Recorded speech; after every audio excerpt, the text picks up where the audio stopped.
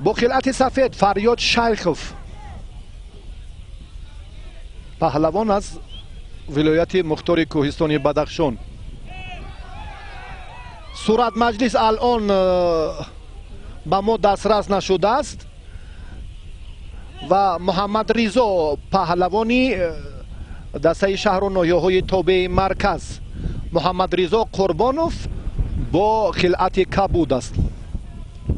تا پیدا شدن صورت مجلس البته ما امکان داریم که اکنون این جفت‌های اول و دوم رو هم به شما معرفی سازیم. محمد رضا تحت راهبری قبلگاهش محمد شریف قربانوف تمرین میکنه، چمپیون جهان، دو کرات چمپیون جهان بین استادان گشتینی سامبو و برنده سه کراته مدال برنجی چمپیونات جهان در میان استادان گشتینی سامبو.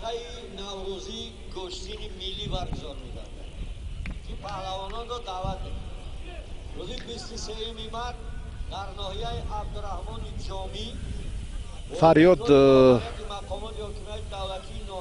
آسیب ندیده است، میتواند که باز هم نیروسنجی را ادامه دهد. جایزه داری چمپیونات جهان در گشتینی سامبو است محمد رضا قربانوف. در وزن جمعی 100 کیلو حالا قوازمایی دارند پهلوان. در میانی جوانان البته در گشتینی سامبو این ورزشگر اگر اشتباه نکنم در کره جنوبی صاحب این عنوان شد سال 2015. بله.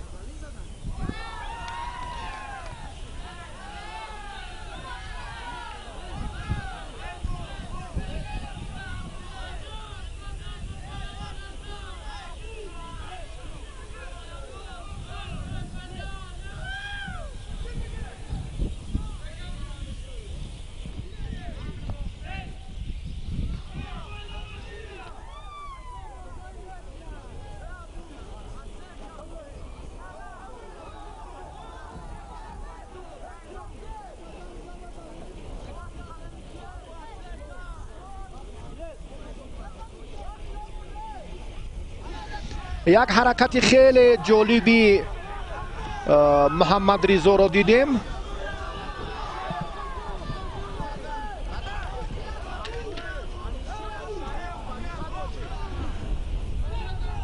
شیخوف حالا هم یگان عمل بهتر را انجام نداد، برعکس محمد رضا قربانو بسیار تلاش خوب کرد. حرکت های پهلوانان هم اینجا مورد نظر است. دومین کوشش شیخوف و حرکت محمد رضا هم در مقاومت عمل شیخوف خیلی خوب بود.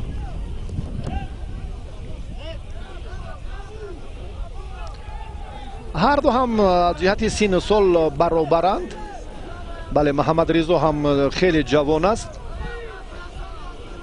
پهلوان ولایت مختار کوهستانی بدخشان هم.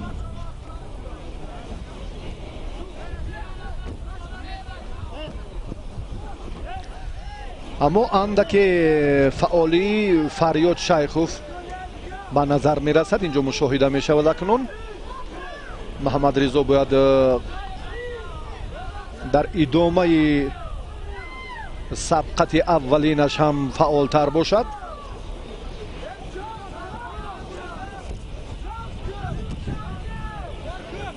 بله اکنون نزدیکتر شدن لازم است یا ترتیب دیگری نیروسنجی. در واخوری در گرم رقم 2 غالبیت نصیب نظر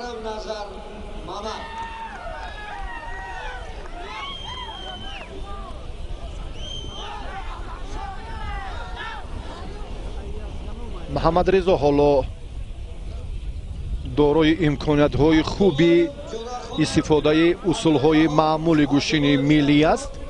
اگر کمربند رو دارد اکنون باز هم شکل نیروسنجی رو دیگر کرد. پهلو با فریاد شیخوف داده شد.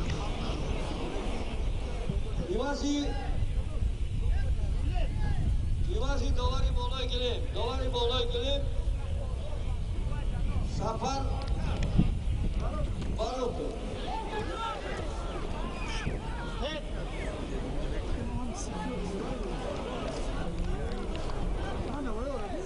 акнун аз ин марҳила боз мо таваҷҷӯҳ мекунем ки ба даври баъдӣ меварояд.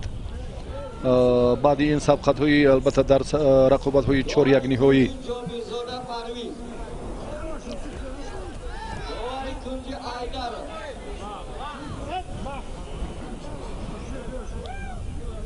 ҷобирзода.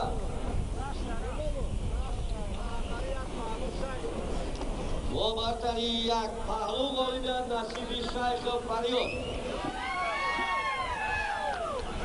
фарёд ғалабаи навбати худро ғалабати аввалинро дар даври якум озод буд.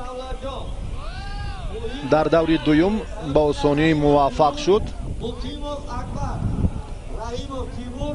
Мукимов Акбар тайёр бинанд. акнун боз ҳам ба муҳибов абдулҳамид ва давлатҷон назриев таваҷҷӯҳ мекунем. довари кунҷи Дилшодзода. вохӯриҳои ҳаштякниҳоӣ дар вазни ҷамъи 100 кило сурат гирифта истоданд. ин ҷуфти дуюм аст. Хуҷандиҷа. рақобатҳои ҳаштякниҳоӣ бале. акнун шайх ба вохӯри чорякниҳои аввалин шуда роҳ ёфт. акнун бале.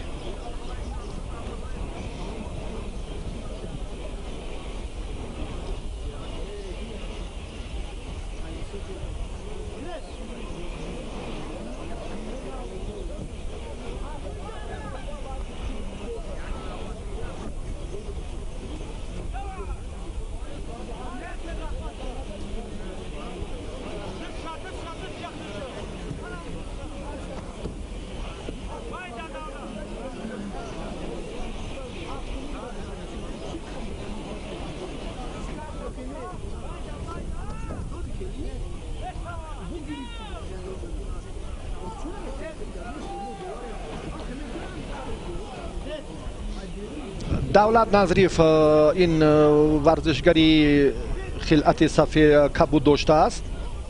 аз дастаи хатлонду аз шаҳри душанбе.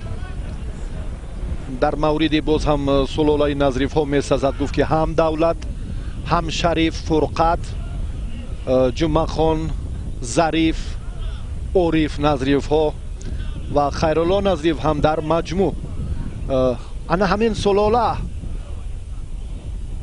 анъанаҳои ниёгони моро идома медиҳанд.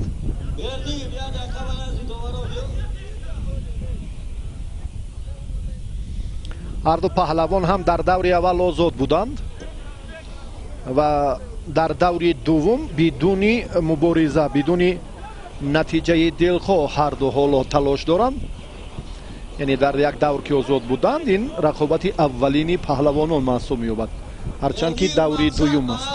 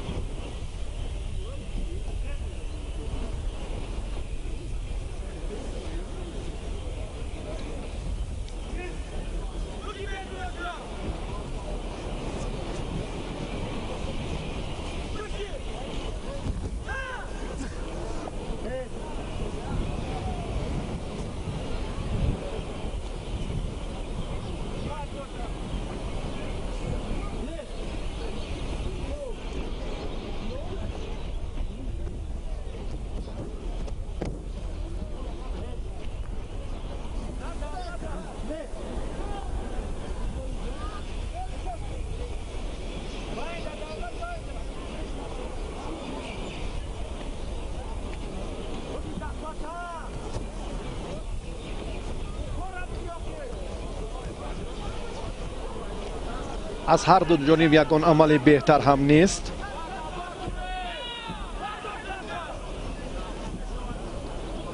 мубориза боз ҳамоно идома меёбад. давлат назриев кӯшиш мекунад ва дар куштини албатта боз ҳам тарзи озод ҳам маҳорати то андозае дар вазни гарон дошт.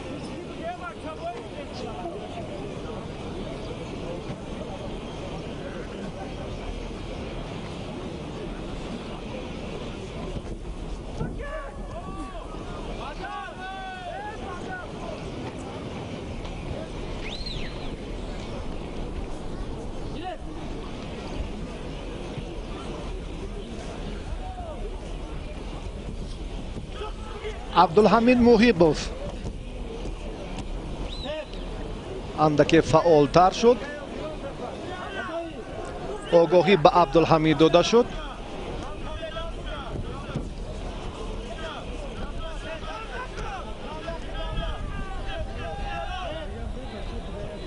بله، خودداری کردن در این حالت ها البته غیر قاعده است. آگاهی البته کناره جویی کردن، گوشی نگرفتن در این مورد، البته به زانو افتیدن، این فرصت هایی که حمله حریف را قطع میسازی، یعنی مقصدش رو، مطلبی که میخواهد عملیش نماید در این جریان اکنون از دست میرود. برای برطرف کردن حالتی بهتر و نتیجه بخش و مساعد حریف شما زمینه برعکس میگذارید، یعنی خلافی کاری این البته مجازات است واقعا. و اکنون ببینید باز هم دوباره به دولت نظریف اگر توجه کنیم، باز همون حالتی پیشینه رو منظوری ما میکند. ببینید باز هم چنین است. نصیبی عبدالله شمشاد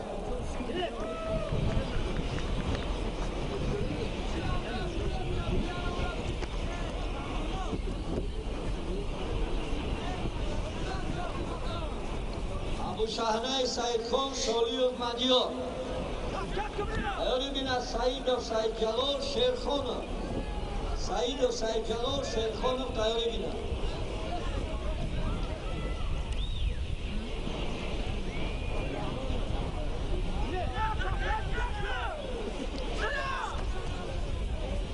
دقیقه آخرین عبدالحمید هم توجه میکند. مبارزه دولت نظریف هم اینجا اکنون در 5 دقیقه هم یگان ثمره دلخواه چون مشاهده میکنیم که از همون لحظه اول تا به نهایی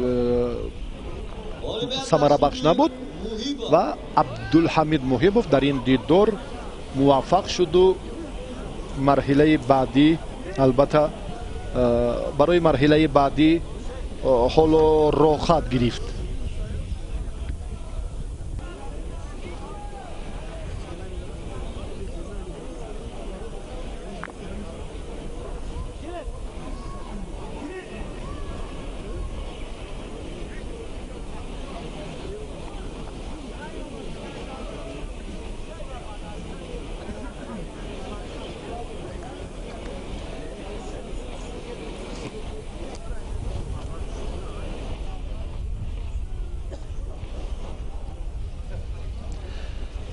تیمور رحیموف دوستان عزیز یگانه ورزشگری سنگین وزنه که از فصلهای جودوی جهانی از گران پری مراکش به تاجیکستان مدال برنجی آورده است.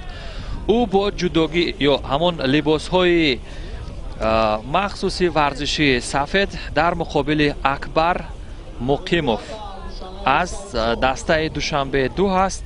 تیمور رحیموف از شهر و نواحی توبه مرکز اینجا نمایندگی میکند. از لحاظ داشتن وزن سنگینتر و قد و قامتی بلندتر نسبت به حریفش فرق میکند. رقابت سنگین وزنها در مرحله دوم ادامه مییابد دوستان عزیز. تا اینجای کار عمل کردی هیچ کسی از ورزشگران موفقیت به بار نداشت، فقط با سبب طرز داشتن نادرست با اکبر داوری مرکز امیرشویف آگاهی داد.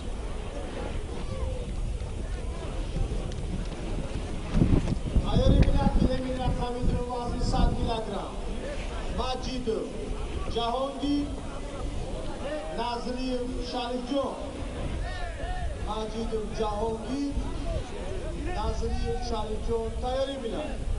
آگاهی دوم با اکبر به همین طریق با تنبیه تبدیل می شود. او رو به تنازل است، یعنی ورزشگری که به صفت بازنده ظاهر می شود در این رقابت.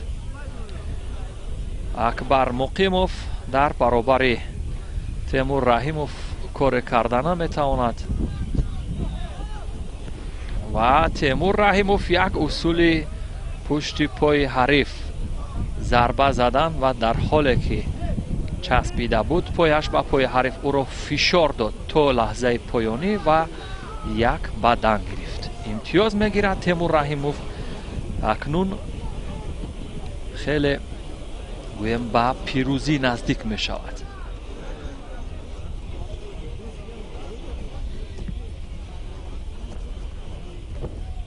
بار دیگر کوشش و بدن دویم. بدن دویم با تیمور رحیموف. در میان سنگین وزن ها قریب همه ورزشگران یک مرحله آزاد بودند. از دور دویم رقابت ها هنرنمایی را شروع کردند.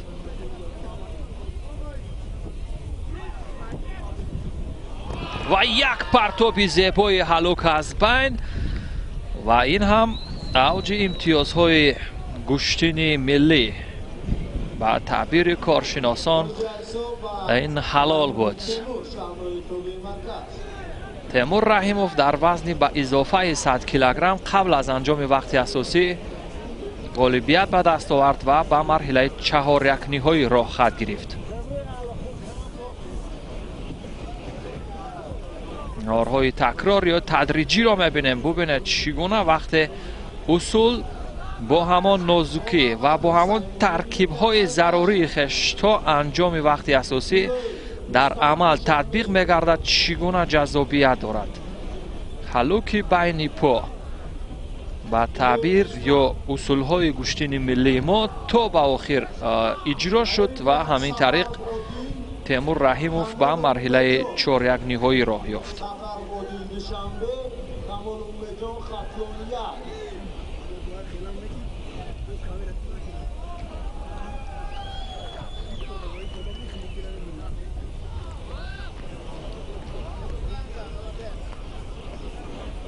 و رقابت بعدی مرحله دوم میان سیمومین شام احمدوف، اونه که از سمت چپ تصویرهای ما، در مقابل ورزشگر رستم تیلایف، اونه که از سمت راست تصویر ما هست.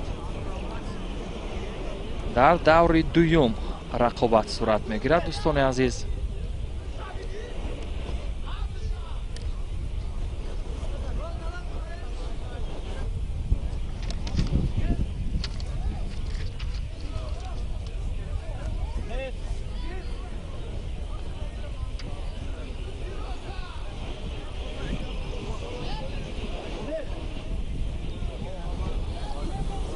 ورزشگرانی که با شور و شوق با پا به صحنه های رقابت میگذارند نسبت به ورزشگران حرفه‌ای که در صحنه های بزرگ جهانی رقابت کردند، یکم از لحاظ اجرا کردن بند و اسلوب های گوناگون در گشتن نسبت به ورزشگران با تجربه فرق میکنند.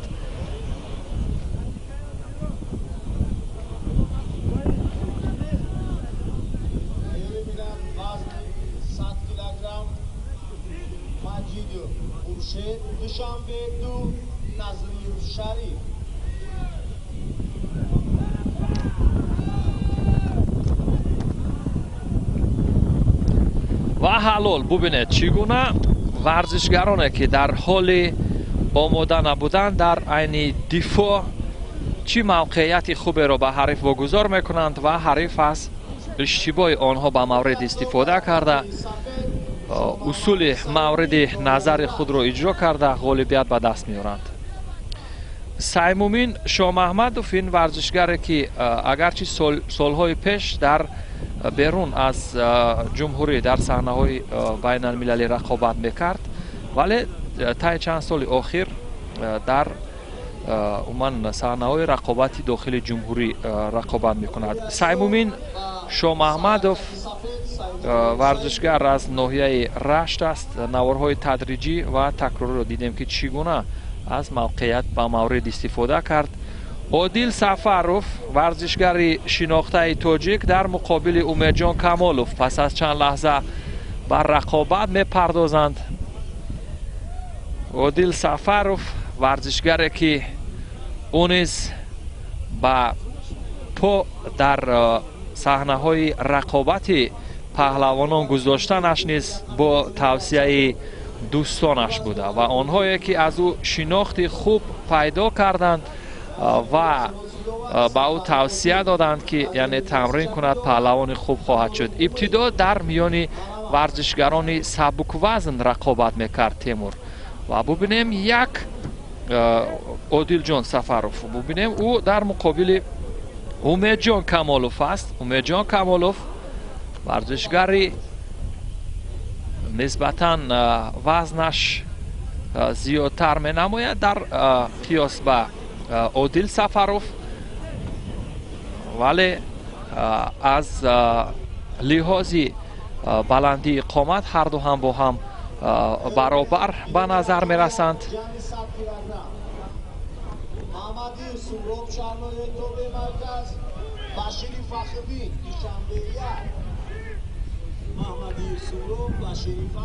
ва Одил дар мусобиқаи байналмилалии ҷоми президенти ҷумҳурии Тоҷикистон дар миёни сангинвазнҳо ғолибият ба даст оварда буд.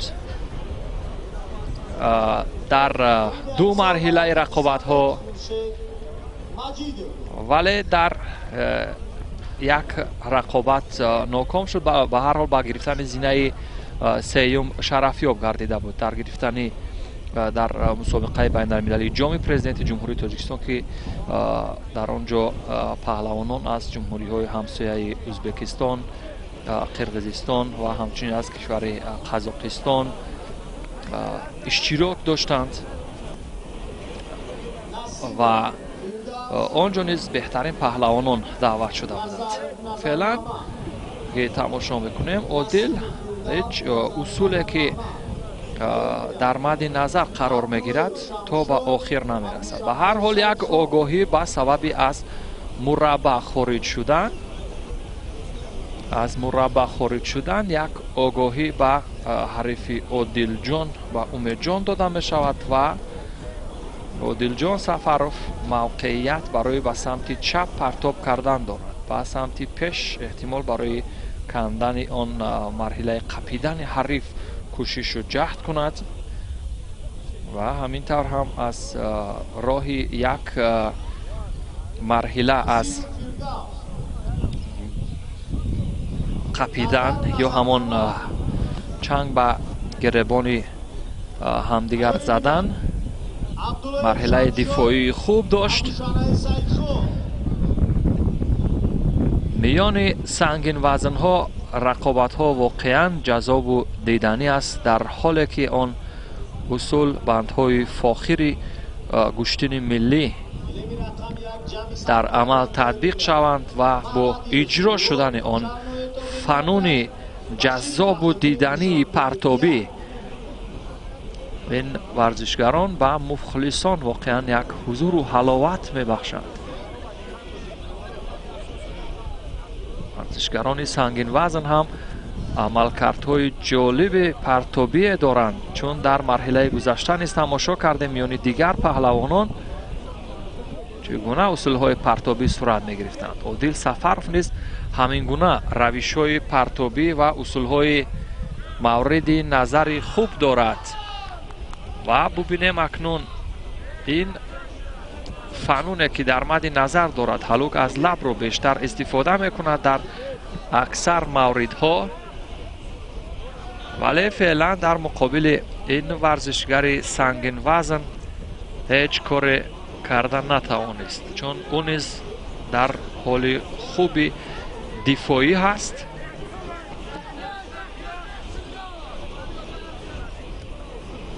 ба ҳамин тариқ Одил Сафаров марҳилаи навбатии қапидан ва чанг ба гиребон ва пушти гиребони ҳариф задан. ин роҳи гурехтан аз усули ҳариф. бубинем довар чӣ қазоват мекунад. ҳеҷ хулосае накард дар мавриди ҳаракати охири ин варзишгарон.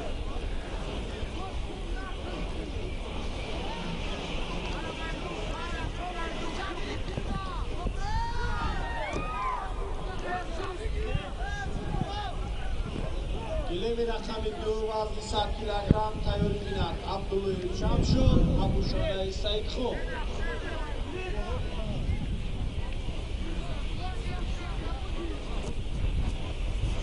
акнун ба самти чап майли иҷро кардани ҳалуки лабро дошт одил.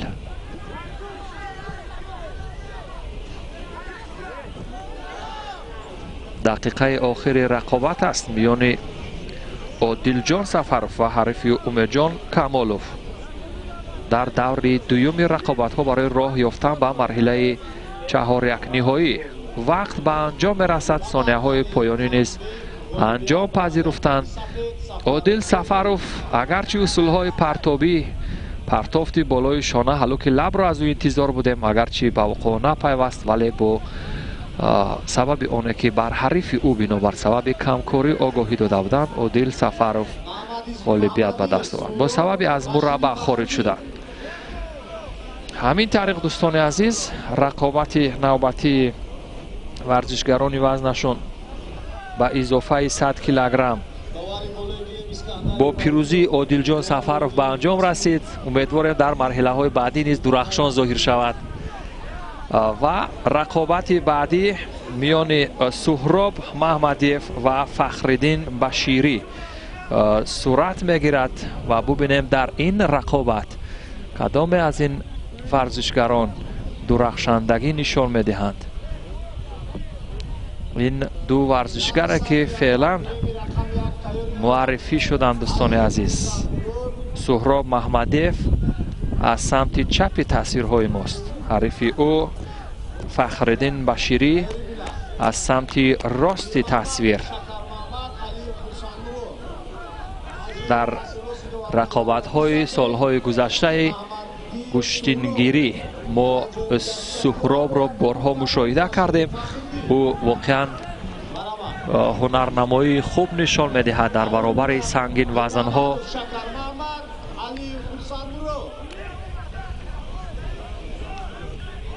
ва дар миёни сангин вазнҳо низ дӯстони азиз чеҳраҳои саршинос ҳастанд. шабакаи телевизионии варзишро пайгир бошед то шоҳиди иттифоқоти муҳими варзишӣ рӯз бигардед. шакармаҳмад мирмаҳмадов низ миёни сангин вазнҳо ҳунарнамоӣ хоҳад кард. темур раҳимов ҳам ҳамчунин. ва баъд аз яъне иваз кардани вазн хуршед маҷидов дар миёни варзишгарони вазнашон 100 килограмм рақобат мекунад. як ҳаракати ҳалуки байн ки аз қисмати яъне мураббаъ оғоз шуд аз сӯи суҳроб то ба охир кӯшиш кард, вале дар охир ин усул низ дар амал татбиқ нашуд, вале ба ҳар ҳол иҷро шуд.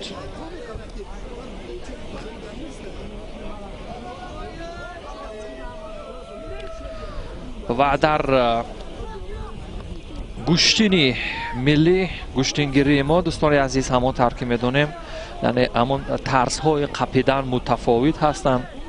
аз остину пасгиребон он қисмати пушт ва аз остину пешгиребон ду самти пеши остини гиребон, аз остину боло остин, аз ду боло остин, аз остину ҷои мусоиди ҳамин либоси вижаи гӯштингирӣ, аз қисмати тахтапушти ҳариф ки яке аз равишҳои қапидан ва тарзу умуман хуби гирифтан барои бисёриҳо ба шумор меравад. ва аз пешбанд ва пасгиребон низ истифода мекунанд. ҳамон тавр ки суҳроб акнун аз қисмати камарбанд аз самти пушти ҳариф маҳкам қапидааст ва зидди ҳамларо бубинед ки чӣ гуна аз сӯи ҳарифи ӯ низ истифода мешавад. ва паҳлӯ на бадан дод, товари марказ бадан дод, на паҳлӯ аст, билохира паҳлӯ.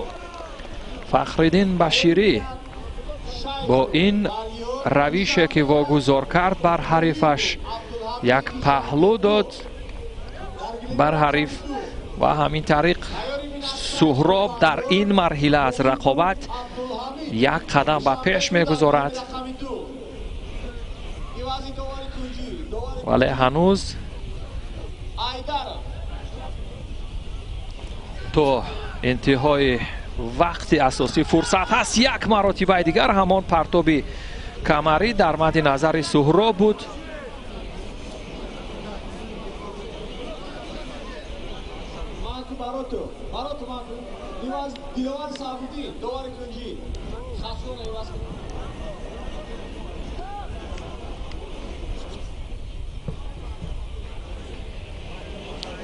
رقابت میان سهراب محمدیف و فخرالدین بشیری ادامه دارد. برای سهراب این رقابت نه چندان مشکل گذر به نظر می رسد، چون حریفش تا این جای کار هنوز از اصول های پرتابی به مورد استفاده نکرد.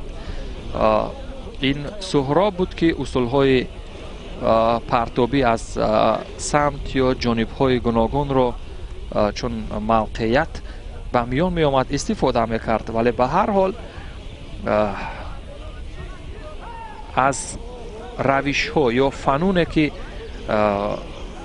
در یک ثانیه های غیر چشم داشت از سوی حریف نیز به حکم پیوندد، نباید آنها را نادیده گرفت. یعنی تا آخرین فرصت، تا آخرین نفس حریف رو احترام باید کرد، ادای احترام باید گذاشت نسبت به حریف و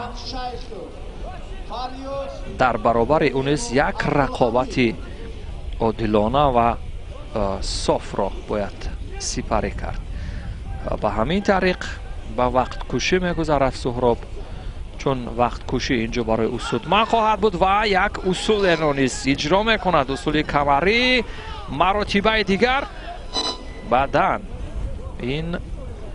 بعداً بهاگذاری می شود، اگرچه قبلا یک امتیازی با همین روش پرتابی کمری امتیازی پهلو به دست آورد. این بار هم کوشش کرد ولی با بدن مبدل شد.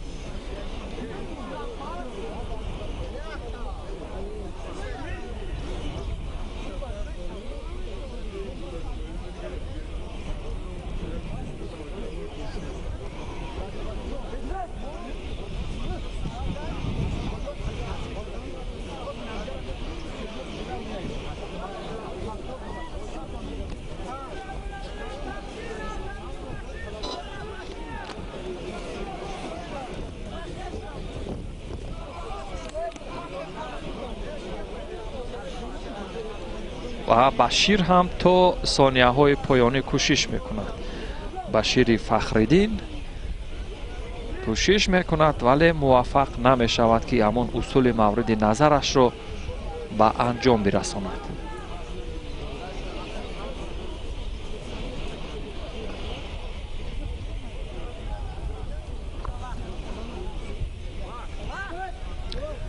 همین طریق وقت به انجام میرسد در رقابت میان بشیر فخرالدین و سهراب محمدیف. سهراب محمدیف غالبیت به دست میارد با یک پهلویی که به دست آورده بود و همچنین یک بدن نیز توانست که به دست بیارد. این آن لحظه که پهلو بهاگذاری شد، پرتاب سهراب داور ابتدا بدن و بازپس بعد از دخالت هیئت داوران بدن را گرفت، بازپس او را پهلو بهاگذاری کرد و عملکرد بعدی یک بدن بود و این طرز که در نوارهای سوس کرده شده میبینید. شکر محمد میر محمدوف دوستان عزیز پس از چند لحظه به صحنه رقابت میبراید. شکر محمد میر محمدوف در برابر علیف خورسند مراد قوازمایی خواهد کرد، اما علیف خورسند مراد تا این جای کار روی صحنه رقابت نمیبراید. شاید این قوازمایی یکم را به حریفش تقدیم کرده باشد و اگرچه دعوت کرده شود و به میدان رقابت نبراید، پس пирӯзӣ ба Шакар Маҳмад Мир Маҳмадов дода мешавад. ҳамин тариқ дар даври дуюми рақобатҳои Шакар Маҳмад Мир Маҳмадов низ бидуни рақобат кардан ғолибият ба даст овард. ӯ ба марҳилаи 4 ниҳоиро хат гирифт.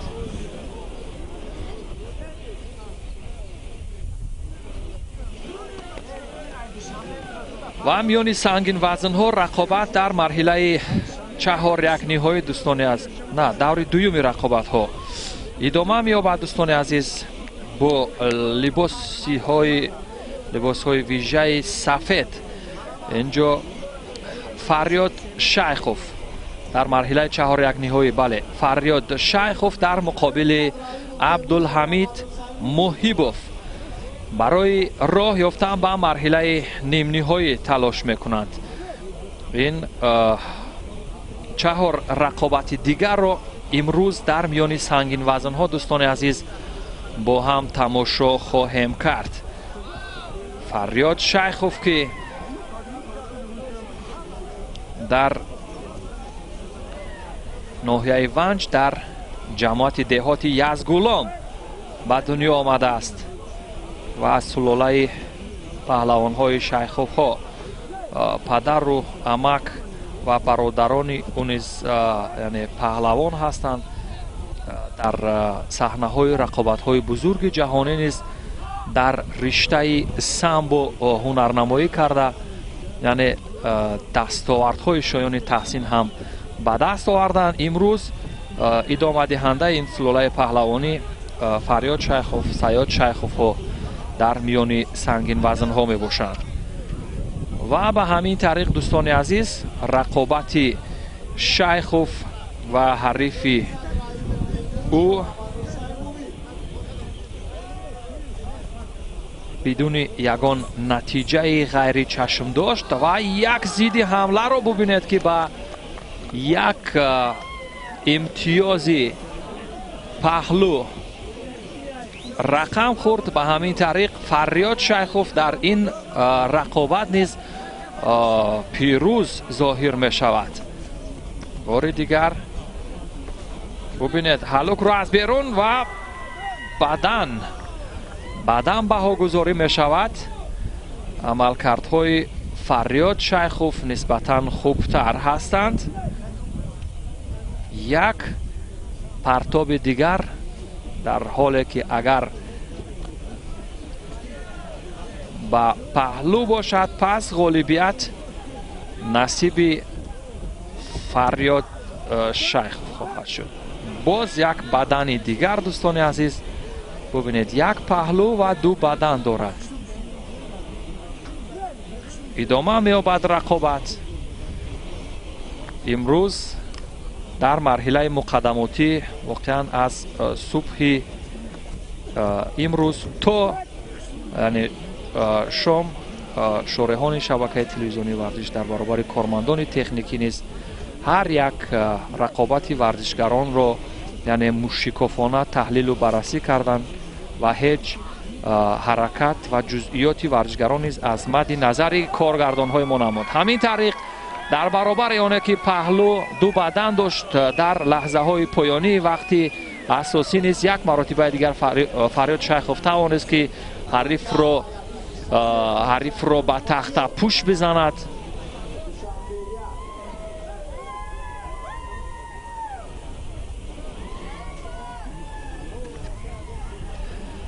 ва ба ҳамин тариқ дӯстони азиз марҳилаи якуми рақобати 4 ниҳоӣ ба анҷом расид ва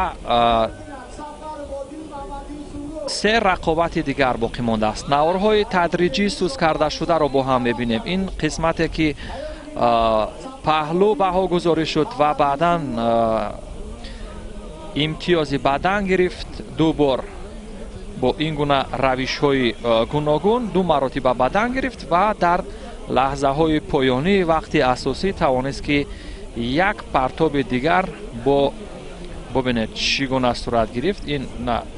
ин ҳанӯз ҳамон бадани дуюме ки ба даст оварда буд ва дар лаҳзаҳои баъдӣ ҳалук аз байн ба самти муқобил партоб кард ҳарифро ва ана ҳамин имтиёз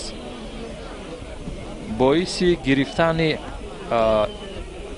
یعنی پیروزی گردید. حلال.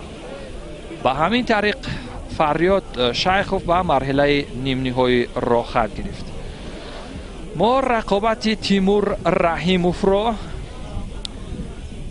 در برابر حریفش سیمومین شاه محمدوف خواهیم دید.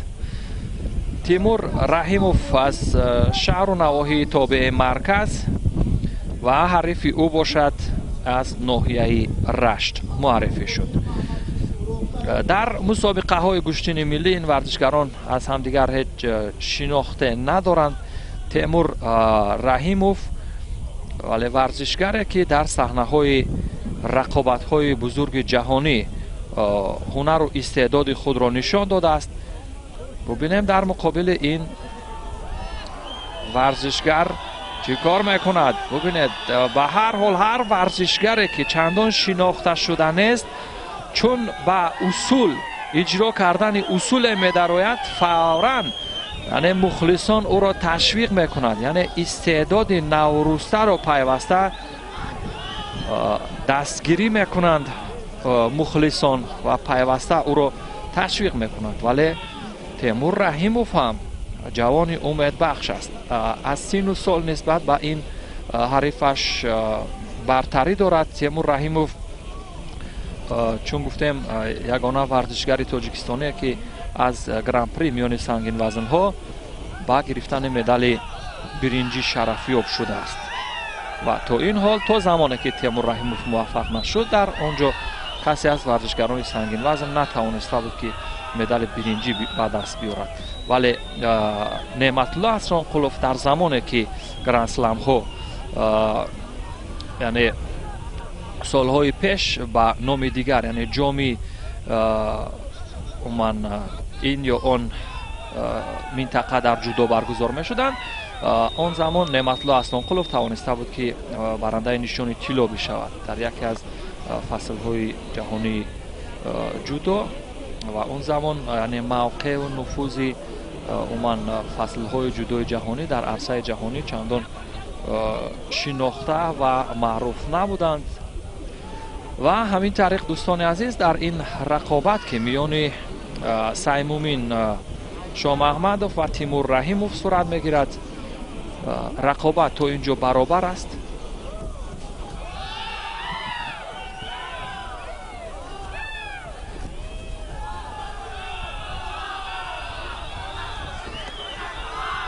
و شور و شوق و دستگیری مخلصان است به نظر می رسد دوستان عزیز. به همین ترتیب تیمور رحیموف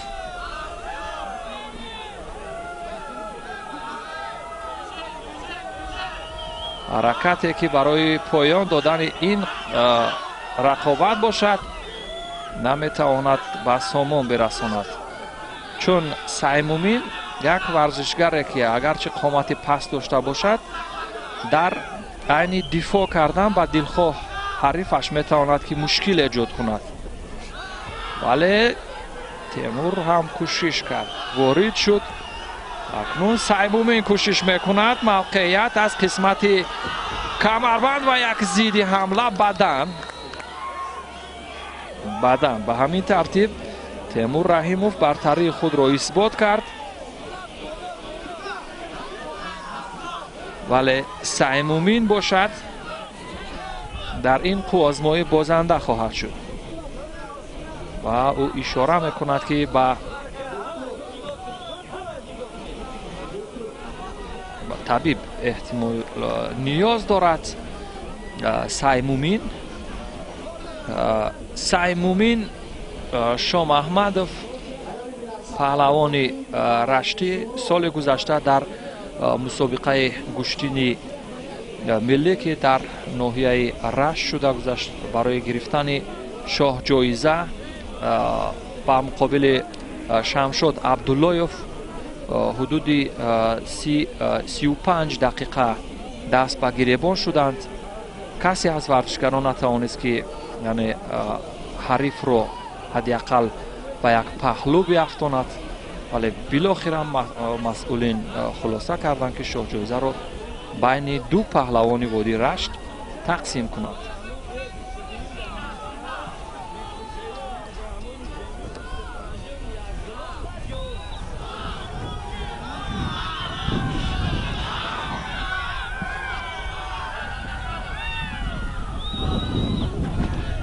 تیمور رحیموف که از او امید زیاد داریم در صحنه‌های بزرگ جهانی، امروز در برابر سیمومین پهلوان ببینید کارش برار نمیگیرد و یک مرتبه دیگر اصول ضربه آیی را اجرا کرد.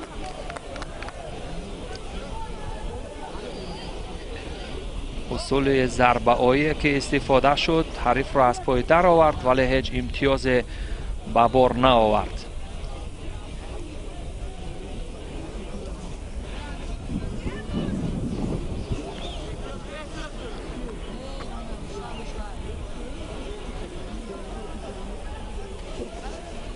همین طریق کوشش نوبتی صورت میگیرد. مرحله چهار یک نهایی رقابت ها است. از این رو جذاب خواهد بود دوستان عزیز. هر یک نفس، هر یک لحظه که پشت سر میگردد، ثانیه به ثانیه فرصت های باقی ماندن است پشت سر میشوند و با یک آگاهی یک بدن تیمور رحیموف در اینجا احتمالیت غالبیت به دست آوردن را دارد. سیمومین هم کوشش کرد ولی موفق نشد. حداقل یک مرتبه از روش های پرتابی استفاده کند. از اصول های ضربه آیی منصوبه به تعبیر کارشناسان استفاده کردن نیز بسیار جالب و دیدنی است و از همین یک منصوبه استفاده کرده بود تیمور رحیموف و بدن دویم را میگیرد. بدن دویم را میگیرد از بند پیشی پا یک اصول ضربه آیی استفاده کرد و از بند پسی پا نیز میتوانند این گونه اصول های ضربه آیی استفاده شوند.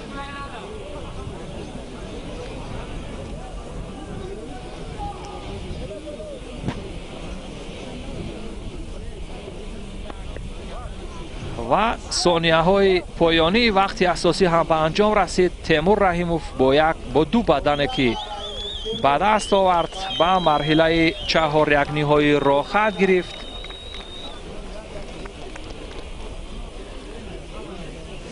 هیچ لحظه جالب اصول های پرتابی هم استفاده نشد از جانب کسی از این ورزشگران. اصول ها استفاده شدن. ببینید یک پای دیگری از همان قسمت بند پای حریف ضربه زد تیمور و این طور حریف را پرتاب نمود. بالاخره غالبیت به دست آورد. اینجا تعادل حریف را بسیار خوب برهم زد ولی حریف بسان گربستانان یک دفاع خوب داشت و همین طریق به قسمت شکم افتید. و تا انجام گزارش امروزه ما دوستان عزیز دو رقابت دیگر باقی مانده است. عادل سفروف در مقابل سهراب محمدیف. سهراب محمدیف در روی عادل سفروف رقابت میکند.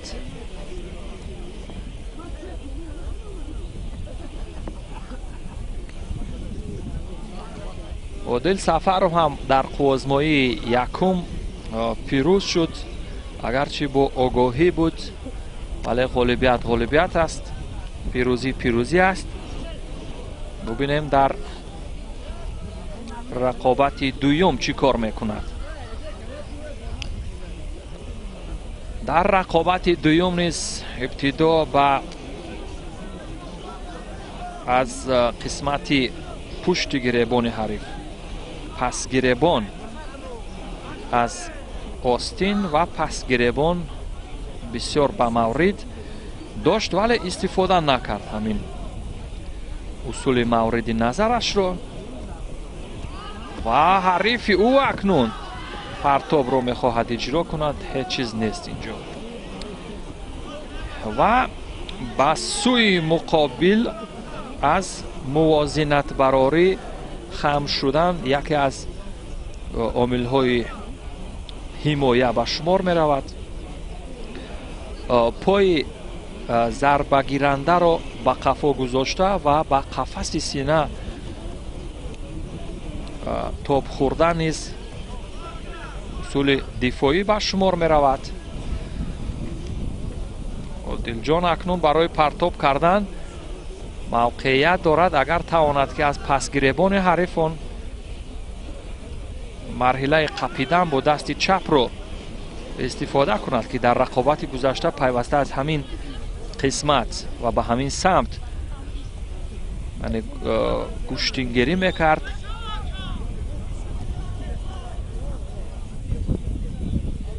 در بسیار حالت ها از بدون از یک عمل استفاده میکند عادل که بدون یگان چشم ترس و هراس از حمله حریف هجوم میکند و اصول مورد نظر خودش را اجرا می نماید.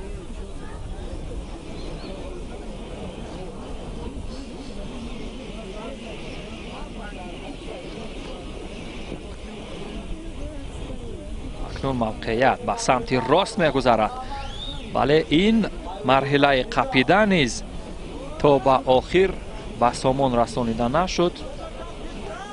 داوران نیز در مورد کم فعال بودن کسی از این ورزشگران هنوز قضاوت نکردند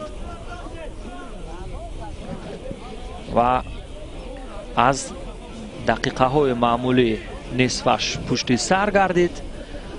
عادل سفروف کوشش میکند تا آن اصول یا آن مرحله قپیدن دوست داشته خود را استفاده کند تا جای نزدیک می شود به همین قسمت از کمربند و یک زیدی حمله. اصول ضربه‌ای داوران بعداً بها گذاری میکنند. این اصول ضربه‌ای بود دوستان عزیز و هنوز کار انجام نشده است. میتوان ادامه داد و تا آخر نفس بهر به دست آوردن پیروزی تلاش کرد. عادل سفروف اگرچه اجرا کننده اصول بود و ببینید که ضد حمله ها هستند که در بعض حالت ها نتیجه رو دیگر میکنند.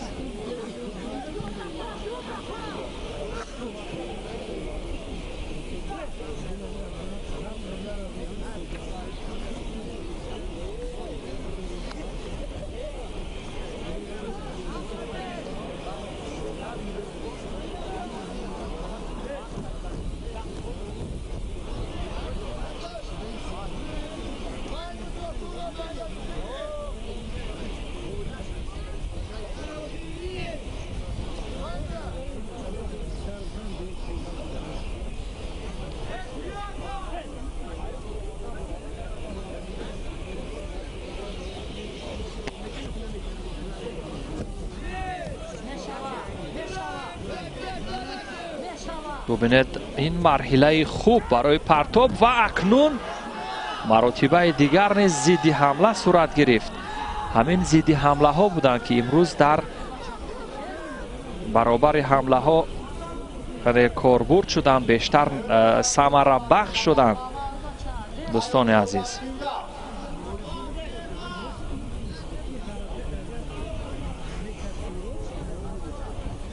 وقت هم سپری می شود. عادل سفروف نیز کوشش میکند اگر همین یک پهلو به دست بیارد. ببینید تا آخرین لحظه کوشش کرد ولی نتیجه نداد. به سمت چپ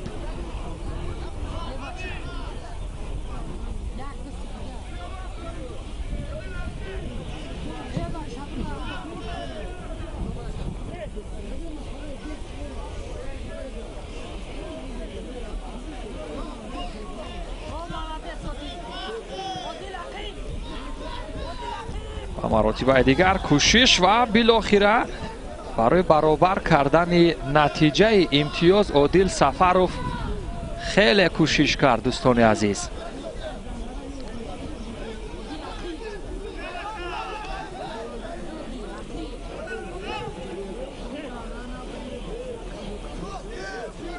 شاید این هم ثانیه یا فرصت های پایانی وقتی اساسی است دوستان عزیز.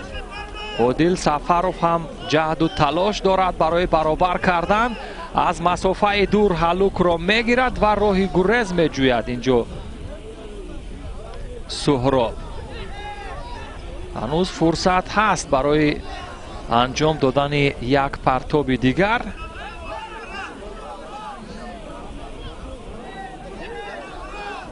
نزدیک می شوند ثانیه های پایانی وقتی اساسی است دوستان عزیز میان عادل جان سفروف و سهراب محمدیف. یک کوشش دیگر نیز به نتیجه و برای انجام دادن یک عمل دیگر احتمال فرصت باشد.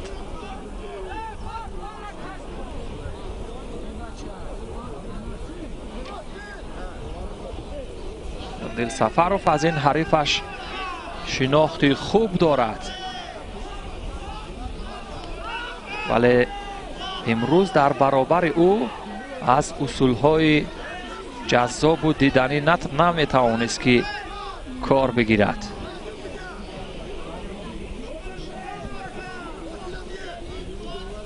و تماشا کنیم اکنون در لحظه های بعدی رقابت وقتی واخوری یا رقابت به انجام رسید دوستان عزیز. به همین طریق سهراب محمدیف از شهر و نواحی تابع مرکز غالبیت به دست آورد و به مرحله 4 نهایی را خط گرفت.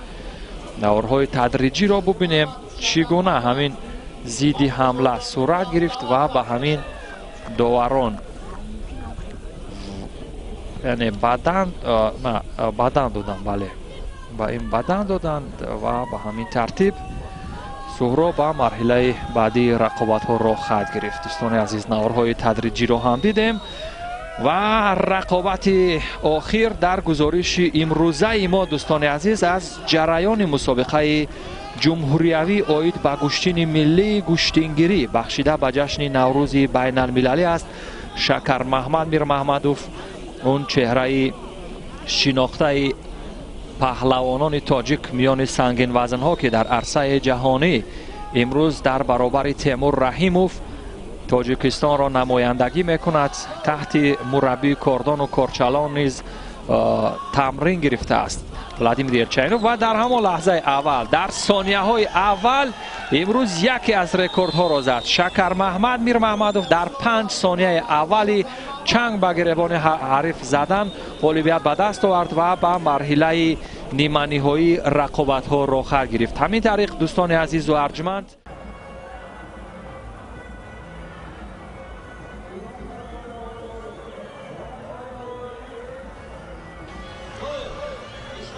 توجه میکنیم دوستان عزیز به رقابت های دیگر در وزن جمعی 100 کیلو. باز هم فریاد شیخوف و تیمور رحیموف حالا به میدان می آیند. بسیار هم رقابت های حساس و واقعا هم هر دو می خواهند که به فینال برایند، اما میدان امروزه نشان می دهد اینها هر دو هم در ناحیه دوستی برای مکافات یالش و جایزه هفته گذشته دیدار انجام داده بودند. انا همین چهره از ولایت مختار کوهستان بدخشان است. فریاد شیخ فرزند یکی از پهلوانان شهرتیار تاجیکستان ایبا شیخوف. تیمور رحیموف این نماینده دسته شهر و ناحیه های تابع مرکز از ناحیه رودکی عضو منتخب جودوی کشور در ناحیه دوستی واقعا هم اونقدر فضا سازگار نبود برای ادامه نیروسنجی هر دو پهلوان. اکنون این میدان اکنون غالب را نفر صاحب تجربه را نشان خواهد داد و تیمور واقعا هم در مسابقات گرند سلم، گرند پری، چمپیونات جهان بین جوانان و در چمپیونات آسیا هم میان بزرگسالان خیلی هم خوب هنرنمایی کرده است. یکی از چهره‌های شناخته و معروفی جودوی کشور در وزن مطلق به حساب می رود. فریاد شیخ تا جای ما میدانیم البته دستاوردهای ارزنده بیرون از تاجیکستان رو نایل نگردیده است، اما و آزمایش‌هایش امیدواری‌های مربیان را در گشتین سامبو بیشتر می‌سازد. این پهلوان هم خیلی جوان است. حالا حرکت‌های هر دو هم اندکی برابرند. جرأت تیمور نسبت به حریفش باید هم افضل‌تر باشد، چون که از حساب تجربه تیمور بسیار مسابقه های سطحی با شکوه را دیده است و در چنین لحظه ها او را هم هیجان فراگیر نیست و در دل فاصله فرصت میتواند که به مطلب خود رسد، یعنی از آغاز نیروسنجی یا داشتن گریبان یا کمربند حریف یا تاکتیک خود را هم در ادامه مبارزه میتواند که زود تغییر دهد. این از تجربه وابستگی بیشتر دارد که الکی تیمور چون این تجربه ها رو نسبت به فریاد بیشتر دارد. با این مرحله چگونه راه یافت تیمور؟ البته میتوان گفت که تیمور در دور اول آزاد بود. اکبر مقیموف رو هم دچار شکست کرد در دور دوم. سید مومن شاه محمدوف رو هم در دور سوم مغلوب ساخت و با واخوری نیمه نهایی برآمد. فریاد هم در یک دور آزاد بود با همراهی محمد رضا قربانوف. در رقابت دوم نیروی خوب سنجید، دست بالا شد و عبدالحمید موهیبوف را در دور سوم شکست داد و با همین نتیجه هر دو با واخوری نیمه نهایی برآمدند. خیلی هم بهتر. وزن اندک تفاوت دارد براستی. فریاد شیخ اگر بهترش در وزن 100 کیلو قوازمایی میکرد برایش مساعد بود، اما حالا که بیرونه را بسیار هم خوب استفاده کرد. گرانی وزنی تیمور یک طرف، اما باز هم دفاع تیمور از دیگر جانب باعث رهایی از این حالت شد. خیلی خوب، به هر نوع نه خیلی خوب. حرکت جالب هم بود براستی، پسند مخلصان بود. تیمور اگر شما احساس کرده باشید دلپرانه حالا عمل دارد. با این نقطه نظر که موقع خود رو هم عوض نمیکند. یک لحظه که باز هم چسبیش به همون سمتی که موازنت کاملا دیگر شود، اما فریاد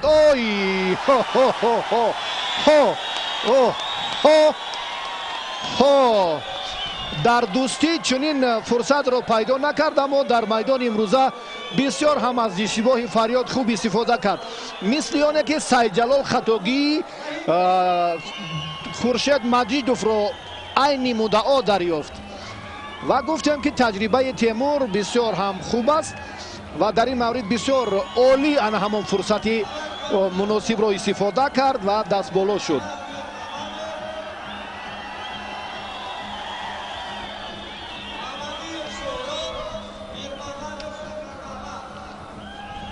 کشمکشی های این دو پهلوان در تنتنه گشتین ناحیه دوستی برای شاه جایزه به نتیجه انجام یافت. بسیار هم اینجا اشتباه کرده. فریاد جوان واقعا هم اینجا خواست که اصول را استفاده کند، اما پایش لغزید. کشیدن آن همون قسمت بالایی کمربند که دقیق بود و او را به تخت پشت رفتانید. مخلصان بسیار هواداران سرشمار گشتین ملی با آن همین پرتافت را هم با کفکوبی استقبال گرفتن. بسیار عالی. و ما برمیگردیم باز به همین گلیم، برمیگردیم به معرفی باز دو تا پهلوانی گران وزن این مسابقات در واخوری نیمه نهایی. سهراب این پهلوان شهر وحدت محمدیوف بله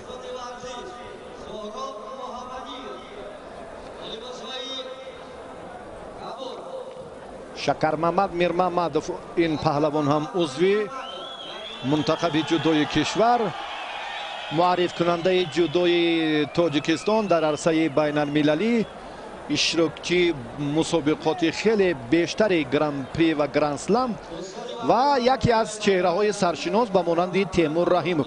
اکنون تیمور به مرحله فینالی برآمد و انتظار غالبی همین جفت است.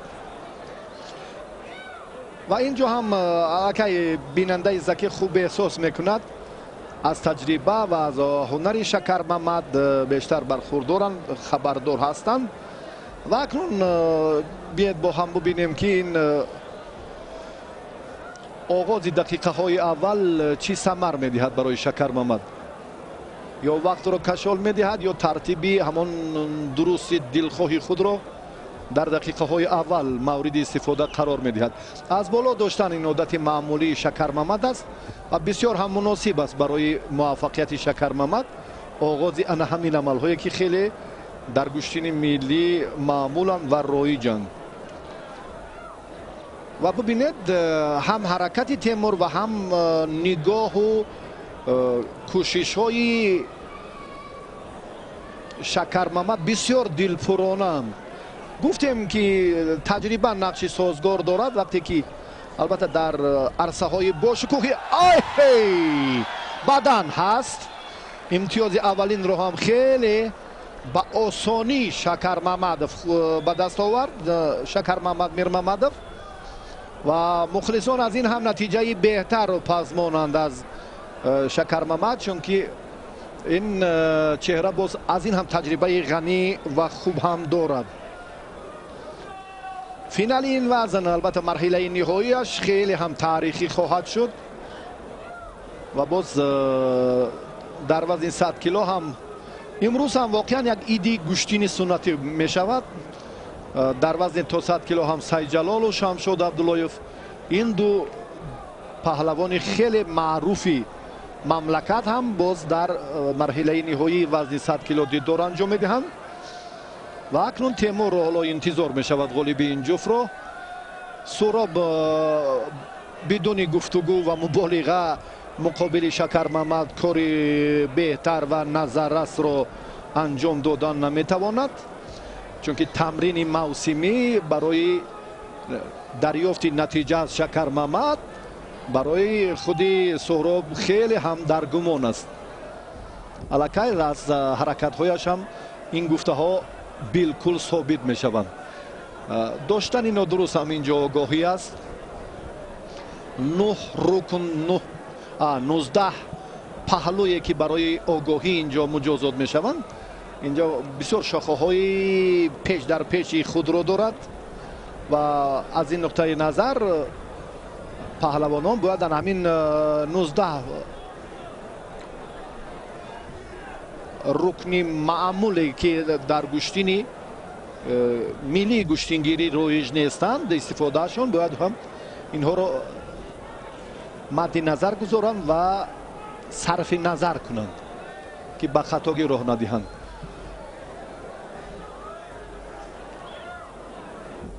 دلپوری شکر محمد افاده آن است که او را در مرحله نهایی یکی از چهره های خیلی سرشناس و معروف و شناخته گشتین جودو و ملی مملکت تیمور رحیموف انتظار است، چون که این دور را میتواند که با همان امتیاز بدن هم پشت سر کند.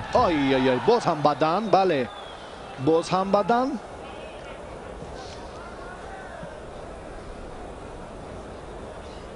اولاتر از افضلتر از برای شکر محمد سپری شدن وقت فکر میکنم، چون که بسیار هم نبرد در مرحله نهایی وزن جمعی 100 کیلو پرشیده تر می شود. با استثنای این وزن باز برای مکافات عالی هر دو هم در دل امیدهای زیاد دارند، هم شکر محمد هم تیمور، که این میدان واقعا هم یک میدانی خیلی خاطرمان و عبرت بخش برای نسل آینده و برای در مجموع کل مربیان خواهد شد.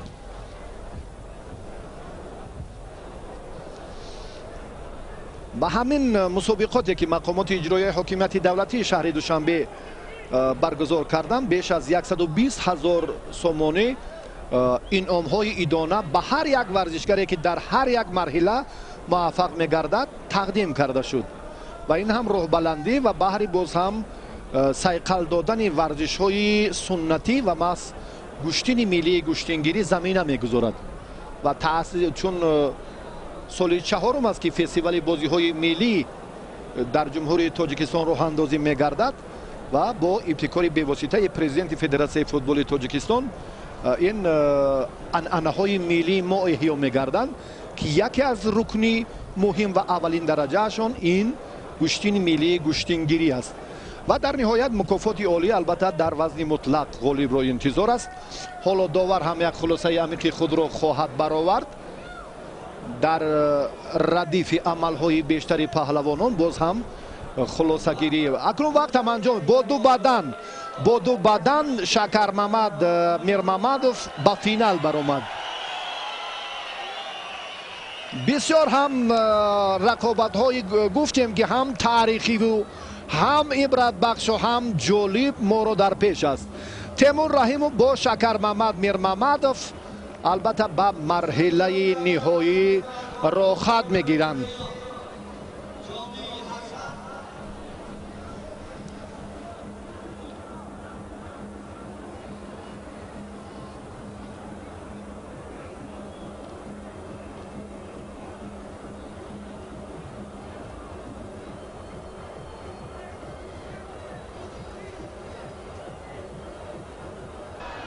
дӯстони азиз, акнун боз рақобат идома меёбад. таваҷҷӯҳ мекунем ба боз муборизаи дигар варзишгарон Суҳроб Маҳмадиев ва боз ҳам Фарёд Шайхов барои медали биринҷин вазнниро месанҷанд.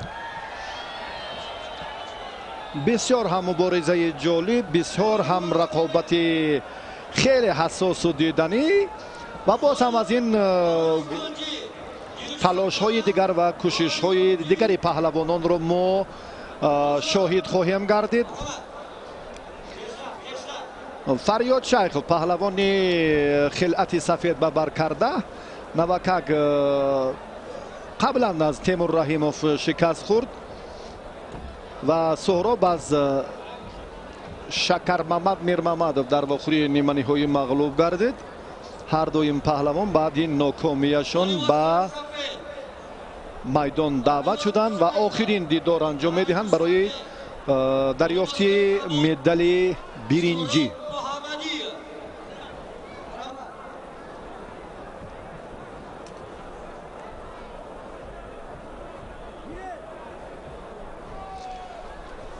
акнун таваҷҷӯҳ мекунем ба ҳунари ҳар ду паҳлавон. Фарёдро гуфтем ки андаке ҷавонтар аст. Суҳроб паҳлавони шаҳри Ваҳдат ба мавсимҳои доимӣ фарогир нест, аммо таҷрибааш хеле беҳтар аст. ҳар ду зуд аз майдон берун шуданд. дар истифодаи амал воқеан ҳамчун камарбанд нақши бисёр ҳам муҳим дорад, чунки оғози ҳар як усули ин аз ибтидои амали худи мақсаднок ё бомуваффақонааш аст. Суҳроб акнун ин тартиби нерӯсанҷиаш мақсаднок нест. Фарёд ҷавонтар аст, агар суратафзоӣ кунад метавонад ки тавассути тағйир додани мувозинат аз Суҳроб имтиёз ситонад. бале, ин бори дуюм аст. Акнун ҳолати дуюм доварро маҷбур месозад ки ба Суҳроб огоҳӣ диҳад, аммо инҷо ҳам ин фурсат ҳам сарфи назар шуд. Фарёд дубора дар идомаи мубориза ба доштани аз қисмати болоии ҳариф эътибори зиёд медиҳад. сари севучи натавонист. усулҳои бобоӣ, усулҳои гӯштини миллӣ агар инҷо ҳам риоя шаванд хеле ҳам ҷолибтаранд ва акнун имконият буд барои Фарёд Шайхов дар хотимаи ҳамин амали навбатияш ки соҳиби имтиёзи бадан гардад.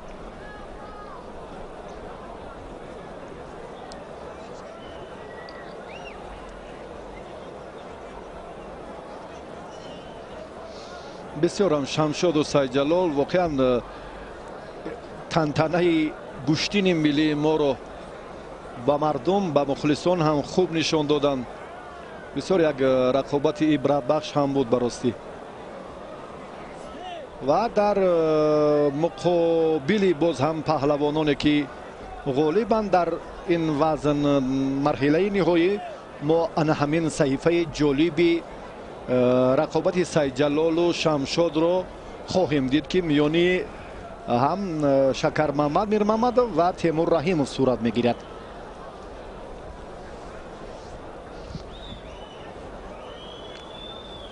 ҳангоми аз боло доштан имконпазир аст, чунки қомати паҳлавони вилояти мухтори Кӯҳистони Бадахшон андаке баландтар аст ва истифодаи амалҳои бештари Фарёд ҳам аз ҳамин иборат аст. дар гӯштини имрӯза албатта ин собит гашт баростӣ.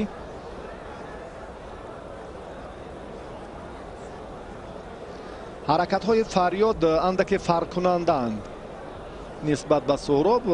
Суҳроб ба ҳолатҳои маъмулӣ ва умуман ҳаракатҳое ки ҳаст, ин самара бахш хотима ёфтанаш дар гумон аст, аз ҳамон усуле ки сари Остинро гирифту хост ки сари китфро истифода кунад. Суҳроб намегузорад ки Фарёд аз боло, аз камарбанд ё наздиктар ба ҳамон аз пушти ӯ боз ҳам дақиқтар, қавитар дорад, чунки вазъаш боз ҳам ногувор мешавад. худ ҳамин амалро ҷӯёст, аммо муваффақ нашуд.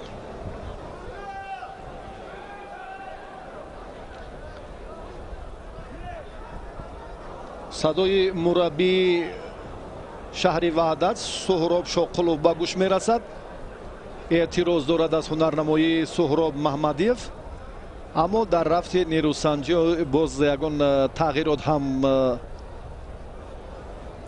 ягон дигаргунӣ нест, на дар раванди амалҳои гӯштини миллӣ ва на дар ба даст овардани имтиёзҳо.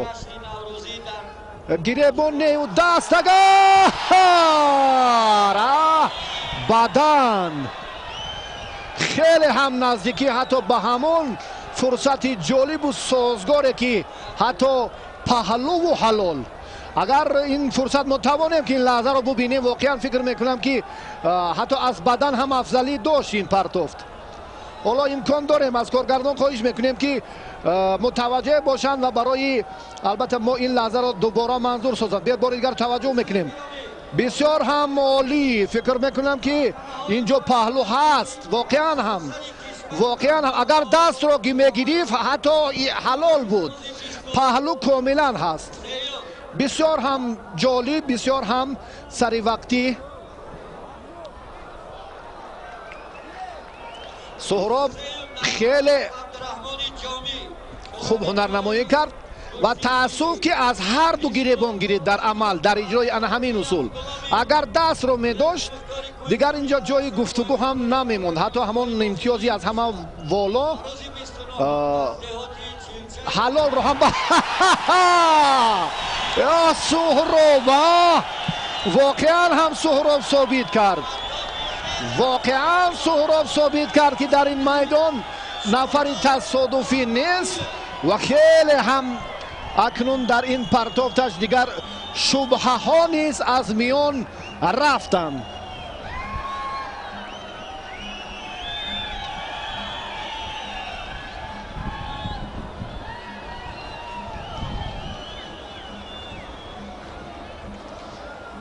Суҳроб Маҳмадиев, паҳлавони гаронвазни шаҳри Ваҳдат, аз дастаи шаҳру ноҳияҳои мамлакат барандаи медали биринҷӣ шуд. ана ҳамин ҳолате ки буд, албатта инҷо ҳам паҳлу ҳаст дақиқан. баъдан як ҳаракати осонаку бисёр ҳам хеле ҳам ба осонӣ ва хеле ҳам ҷолибтарин фурсат буд ки Суҳроб истифодааш кард ва комёб шуд. ду чеҳраи маҳбуби гӯштини ҷудо ва гӯштини миллии кишвар, ду варзишгари рақами яки Тоҷикистон, ду нафаре ки имрӯз насли наврас, паҳлавонони наврас аз ин ду واقعا هم افتخار دارند. هر دو هم نمونند، هر دو هم استعدادشان خیلی و خیلی فرق کننده در همین وزن جمعی 100 کیلو در میدان امروزه گشتینی ملی. بعد این البته باز هم پهلوانان دیگر نامنویس میشن برای شرکت در وزن مطلق و دریافت مکافات عالی مقامات اجرایی حاکمیت دولتی شهر دوشنبه، شاه جایزه، تحفه دانه ارزشناک. نماینده شهر نوایی تابع مرکز تیمور رحیما، والیبال‌های کمون نماینده ولایت مختار کوهستانی بدخشان شکر محمد میر محمد. واقعا هم اکنون شما دوستان عزیز یک لحظه توجه کنید، واقعا هم عبرت است و هم ننگ است و هم مبارزه است و هم فلسفه است و هم در مجموع اون چیزی که ما برخورداریم از گشتین در رقابت هر دو این پهلوان خواهیم دید. چون که گفتیم که در این وزن هر دو پهلوان معرف کننده تاجیکستان در عرصه بین المللی اند. در مسابقات قاره‌ای و البته جهانی، در مسابقات گران پری و گران اسلم و در مجموع جودوی تاجیک را این دو چهره سرشناس معرفی میکنن. ما از اینها افتخار داریم. تیمور اینجا حرکت هایش اندکی باز هم افضل تر شد. سین و سال هر دو پهلوان هم خیلی نزدیکی دارن، برابرن، ان قریب یکی 22 دیگر 23 ساله و مبارزه پهلوانان در مرحله نهایی وزن جمعی 100 کیلو صورت گرفته ایستاده است و با اینها نیز شاید در مرحله نهایی وزن مطلق با هم واخورند. بعد این باز هم به وزن مطلق نامنویس می شوند و این پهلوانان هم امیدی دریافت مکافات عالی را هم دارند. و سالی سپری گشته هم هر دو در همین میدان برای شاه جایزه مکافات عالی رقابت کرده بودند و شکر محمد در ابتدا موفق بود و بعدا تیمور اشتباهش را اصلاح کرد و صاحب مکافات عالی شاه جایزه شد. امسال البته وقت نشان خواهد داد. خیلی در یک فرصت البته کوتاه خودی رقابت انا همین میدان نوروزگاه پایتخت، آخرین رقابت در وزن جمعی 100 کیلو، آخرین زورآزمایی پهلوانان در 8 وزنی که صورت گرفت. بعد این اکنون به وزن مطلق توجه میکنیم و چند نفر مدعی نامنویس میشوند به صورت مجلس تا هنوز برای حتی ما هم معلوم نیست. از وزن 80 کیلو میتواند نفر دلخواه نامنویس شود.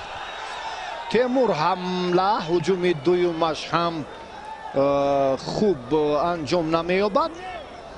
هر یک حرکت پهلوان مد نظر است، به این نوبت گرفته می شود که در دوام 5 دقیقه چند مراتبه ورزشگر رجوع میکند به حمله و چند کوششی مقصدناک دارد و چندی از آنها هم چی ثمر آورد. از این خاطر تیمور در این جوده اندکی فعالتر است. شکر محمد، میر محمد حالا از میدان دور شد، دوباره به این نقطه اکنون باید توجه کند که این حالت را تکرار نکند.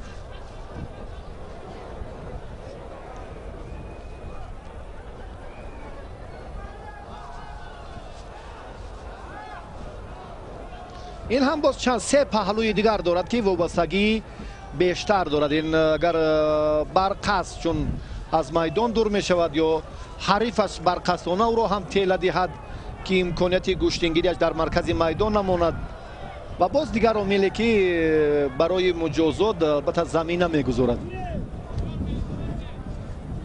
این از مطلب و هدف پهلوان وابستگی دارد که در کدام حالت به وقوع میپیوندد از میدان بیرون برآمدن ورزشگر. اگر هر دو هم زود بیرون شوند و رجوع به مرکز дошта бошанд, ин ҳам роиҷ аст дар гӯшини миллӣ ки ҳамин муборизаро идома диҳанд. Падал! ой, Владимир Элчанинов дар ин маврид ҳам бисёр қиёфаашро саривақт коргардон манзури мо кард ва воқеан Шакармамад Мирмамадовро ки дар ин 6 моҳаи охир тамрин медиҳад, бештар дар ин радиф аллакай масъул аст ки дар ҷараёни нирӯсанҷӣ ана ҳамон тактикаи мураббиро ба кор барад. аммо инҷо ҳам огоҳӣ фикр мекунам Шакармамадро интизор аст. на акнун дафъаи дуввум ҳам ақибнишинӣ мекунад. бубинед ки агар барқасдона барояд, ҳоло ки наздиктар бояд бошаду. бале, ин ҳолат дигар ҷои баргашт нест, огоҳӣ аст, огоҳӣ ҳаст. кор ба танбеҳ расид.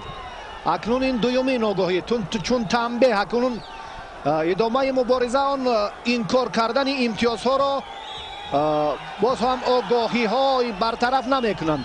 истед амри довар. Темур Раҳимов бисёр дар ин ҷараён ҳам изҳори таассуф мекунад. Шакармамад аллакай матлабашро амалӣ кард. барои ӯ кофист ки вақт хотима ёбад.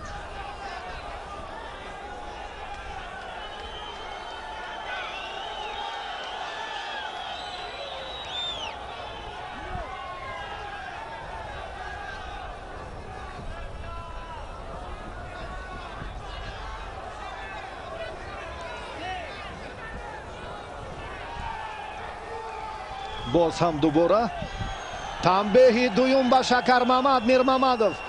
боз ҳолати мушкилтаре ки ӯро ҳам таҳдид мекунад. ҳатто дафъаи сеюм такрор ёфтан аз майдон хориҷ мешавад. ба замми ин Шакармамад бадан дорад. имтиёзи аввали гӯштини миллӣ гӯштингирӣ.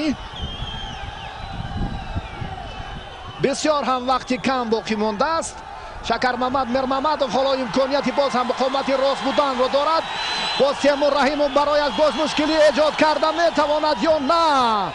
боз ҳам ин фурсате ки воқеан ҳам Темур талош дорад.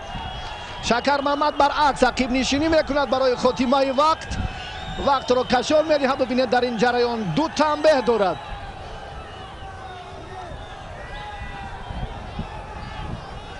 дақиқаи охирин боз Шакармамадов чаро ки худ амал намекунад ё лоақал ҳамон қавӣ будани фурсати дифоашро дар майдон нишон диҳад.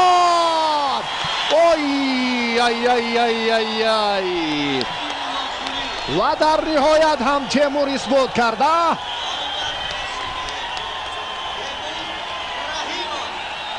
дар ниҳоят Темур исбот кард ки ӯ бештар мехоҳад. ӯ ҷуръаташ тобу тавонаш бештар ва қавитар аст. ва ақибнишинии Шакармамад Мирмамадов ӯро ба ҳамон нуқтае овард ки танбеҳи дуюм ҳам гирад. ва чӣ бояд кард? Темур дар ин рақобат даст боло шуд ва барандаи мақоми аввал медали тилло гардид.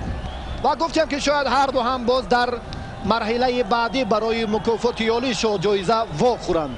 акнун ин ба касе маълум нест, чунки боз ҳам нафарони дигар зиёданд, муддаиёне ки мехоҳанд номнавис бошанд. хеле ҳам Шакармамад Мирмамадов дар ибтидо бисёр ҳам ҷуръат кард. Владимир Элчанинов ба ин партофти Шакармамад ҳам бисёр хушҳол шуд.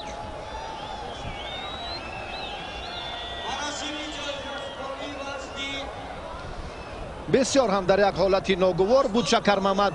маълум буд ки ақибнишинӣ дорад, хастаҳол аст ва аллакай аз ин фурсат, аз ин хастагиаш ҳам Темур саривақт истифода кард ва ӯро ба тахтапӯш рафтонид.